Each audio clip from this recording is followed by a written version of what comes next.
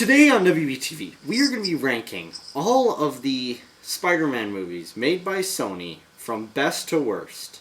The only exception is we are not going to be including Venom, and we are not going to be including Into the Spider-Verse. Although they technically do exist in the Spider-Man universe, they are not standalone Spider-Man movies made to exist chronologically in the universe. So without further ado, let's get into it.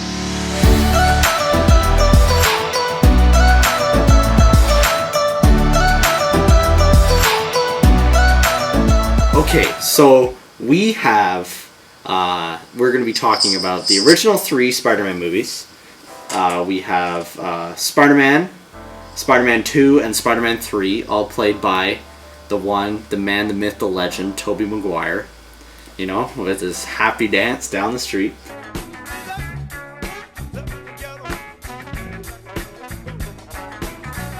Then we're going to be going over the next trilogy, the next reboot that Sony did, The Amazing Spider-Man and The Amazing Spider-Man 2 with Andrew Garfield. And then finally we're going to be going over the newest and what I would argue to be the best Spider-Man trilogy, Spider-Man Homecoming and Spider-Man Far From Home. Blake has said that he has not seen some of these movies, so we're going to go through a brief summary to update. So talking about Tobey Maguire series first, Spider-Man 3 is the one with Venom in it, and the Venom comes down and gets Spider-Man. It also has Sandman in it, yes, and that's it. And Spider-Man 3 is the one with the raindrops falling on my head dance scene.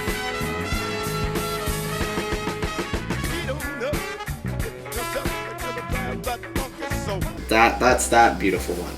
Spider-Man 2 is Peter Parker battles the brilliant scientist Dr. Octavius. So Spider-Man 2 is all focused on Dr. Octopus. Spider-Man fighting Dr. Octopus.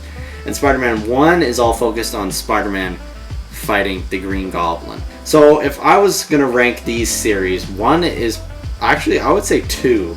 The one with Doc Ock is probably the best, followed by 1, and then followed by 3. 3 is trash. Other than Sandman, then following that, the Amazing Spider-Man. The original Amazing Spider-Man is when Octoctor, it has the lemon gorilla man. What's his name? Lizard. The Lizard Man. It's got the lemon gorilla. That is what you told. That's what you said. I was so confused. I'm like, I saw the Amazing Spider-Man. I do not remember a lemon gorilla. But so yeah, it's the lizard guy, and they're trying to release the liquids. I spilled liquids in my pants. Now, was the Green Goblin also in this one, or was he in the second Amazing Spider-Man? No, he was in the second Amazing Spider-Man. That was the one where it was like the disease eating his skin, and he was like, I'm going to become the Green Goblin. And then the second one also had Rhino, and it had Electro. No. Rhino wasn't a main villain. Electro was the main villain because apparently in the original Amazing Spider-Man, there was this news reporter, or there was this guy who was like, hey, Spider-Man! You're amazing! You're great, Spider-Man! And then Spider-Man ignored him, and then he became Electro, because he's like, Spider-Man, I want Spider-Man to notice me! And then he became Electro, and he was the main villain. In the movie, he fell in a electric eel tank, and turned into Electro. And we wonder why. Sony wonders why these movies were bad. But also, at the end of The Amazing Spider-Man 2, like Wade said, they tried introducing a bunch of other villains. Like, I'm pretty sure Doc Ock showed up at the end, I'm pretty sure Sandman was there at the end, and I'm pretty sure Rhino was also there, all at the end of The Amazing Spider-Man 2, like they were trying to set up a third one, which thankfully didn't happen, because they realized with how bad the movie did, with sales, they knew and then there was not going to do well. There was a whole argument with Tobey Maguire and his contract about it that more readily killed the contract. killed You the, mean killed Andrew the movies. Garfield? Yeah, Andrew Garfield, yeah. And then, after that crap, we moved on to the MCU. The MCU Spider-Man movies, which is Spider-Man Homecoming and Spider-Man Far From Home. In these movies, Spider-Man is portrayed by Tom Holland. And, he heads around. And in the first one, he fights the Vulture. And then in the second one, he fights Mysterio. So, without further ado, let's start with the worst. I think that Spider-Man, The Amazing Spider-Man 2, is the worst out of all of these. That's my theory. Because it's like... It's been such a long time since I've seen them that... Like, I just know The Amazing Spider-Man 2 and The Amazing Spider-Man 1 are really bad, and then the original third Spider-Man is really bad. So to preface this, like, we have not watched these movies in a while. This is all from memory. This one, just talking about the plot, about how Electro fell in a tank of electric eels, and the fact that they try to introduce like 4 villains at the end of the movie to set it up for the next one, it just doesn't make any sense. And I definitely remember sitting in the theater of that one saying, what the hell am I watching? I need to, like... Yeah, it wasn't even a one that you realized retrospectively that was a bad movie. No. You were sitting there and you were just like, what the hell is this garbage that I'm watching? And that was Amazing Sony Man. The Amazing Sony Man. So, Amazing Spider-Man 2... is the worst Spider-Man movie ever made, currently at this point. Now, here's my worry with the Tom Holland Spider-Man. We're coming up to 3, And Sony has never made it past a 3rd installment in a Spider-Man movie without it being shit. So they gotta prove us wrong with this trend of 1, 2 good, 3rd shit. It's not Sony anymore, though. And yes, also, I think Sony has stepped up their game with Spider-Man movies. With Into the Spider-Verse and both Venom were a lot better than the original Spider-Man movies. So even if Sony did do a standalone, I feel like it would be worse than the 2 we've already seen with Tom Holland. However, it wouldn't be as crappy as the ones such as Amazing Spider-Man 2 or the original Spider-Man 3. Because, Marvel is on the project too, or I should say Disney. Yeah. Right? So then I think going from there, I would argue that the Spider-Man 3 with Venom and the Sandman and the Hobgoblin is worse than the Amazing Spider-Man. Because, the Amazing Spider-Man, it's not bad per se. Yeah, it's just not good. It's just not good. It's not, highly entertaining. It's just not disastrously horrible. Yeah. So, but I remember the Amazing Spider-Man, or the Spider-Man 3, starts out really good. The whole setup with the story of the Sandman and how he became the Sandman, and the whole setup with Venom is really good. But then the whole 3rd act is just garbage with the whole, raindrops falling on my head crap. And how many are there? 4... There's 2, 4, 7. So number 6 on our list is the Spider-Man 3.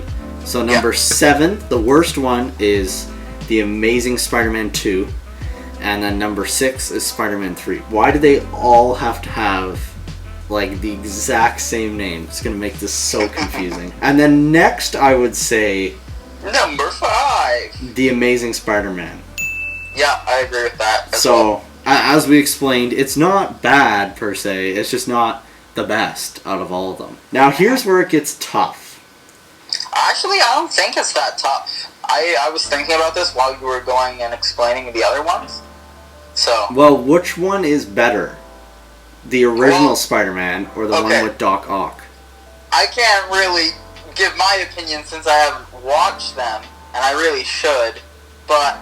Like you have said, you said you liked the one with Doc Ock a lot better, and you thought that was better, right?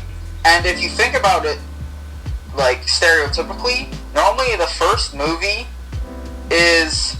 It's a lot of story building and setup and the origin story. First movie is like the intro, and it's a little slower than the second or third, right? So we'll go with Spider-Man 1, Spider-Man, just Spider-Man, is number 5, and then Spider-Man 2 is number 4. And then hold on. Amazing Spider-Man 2 was Spider-Man 1, and number 3 was Spider-Man 2. Okay, there you go. There we go. This is confusing as hell. Now we're on number 2. So here is where I'm going to make an argument that Spider-Man Far From Home is better than Spider-Man Homecoming. Is that the first one or second? Homecoming is the one with Vulture. Far From Home's the one with Mysterio. Wait, so are you saying Far From Home is better? Yes, the one with Mysterio is better. Well, then there's no argument to be made. I agree. Yeah. I was going to put that as well. Like I said, same argument for the first one. The first one, it's like the introduction to Spider-Man. And if you think about it, the first one, yes, there is Iron Man, and Iron Man is mentoring him, and that is a cool cameo. But if you're thinking about it as a Spider-Man movie and a standalone Spider-Man film, it's Spider-Man being babysat by Iron Man, and he doesn't really grow to develop on his own. Whereas in the second one, you see that character development. There is no Iron Man. Spider-Man messes up because he's trying to think about what would Iron Man do, and he gives up the glasses to Mysterio, trying to follow in Iron Man's footsteps. However, that's not what Iron Man would have wanted, and that's not what he should be doing. And he realizes that, and he himself, with still the guidance and push of Iron Man's legacy and Happy showing up and making him be able to build a better suit, still, that is Spider-Man developing. That is Spider-Man becoming his own man and becoming his own hero, building himself his own suit, defeating his own villains without really anyone's guidance and no one babysitting.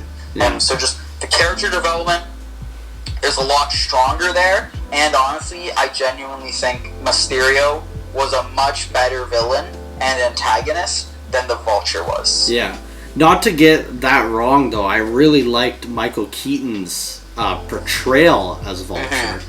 But part of it, too, is I think that Mysterio was more interesting of a villain than Vulture. Like, he could do more than Vulture. And as well as that, I also think that, what's it called? Because of the location of Spider-Man Far From Home in the MCU, because it was building on the top of Endgame and all the story development after Endgame, I think it has a larger impact than the other ones do.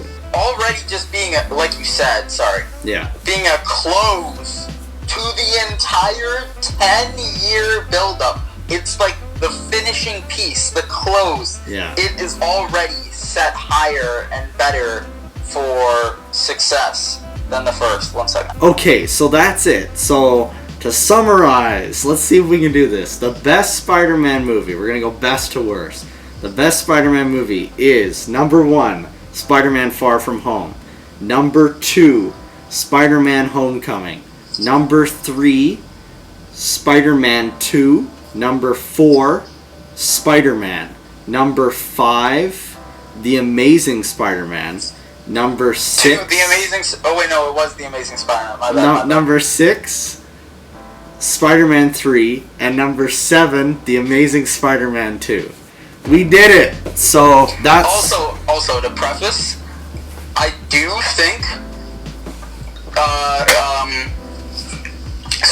Into the Spider-Verse is a contender for top Spider-Man movie, because it was Sony's very first, I'd say, like, really good Spider-Man film on their own without the guidance of Marvel. And it's not your stereotypical Spider-Man movie, so I don't think you can rate it as number 1 in that lens. But it gets bonus points for being so unique.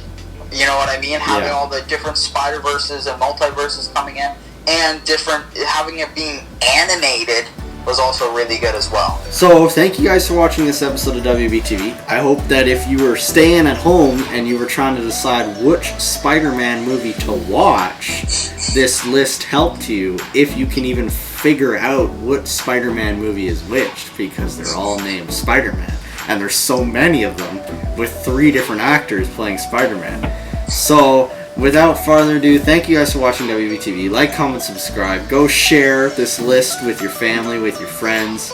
Drop it in those Zooms. Drop it in those house parties. Keep doing this in every video. Like, go drop it in those Zooms. Drop it in your Google Classrooms. When you're sending an email to your teachers for online classes, if you got a question, just send them a link of our WBTV channel. Yeah, get them to watch, get them to like, get them to subscribe. It's a shit take right there, you know?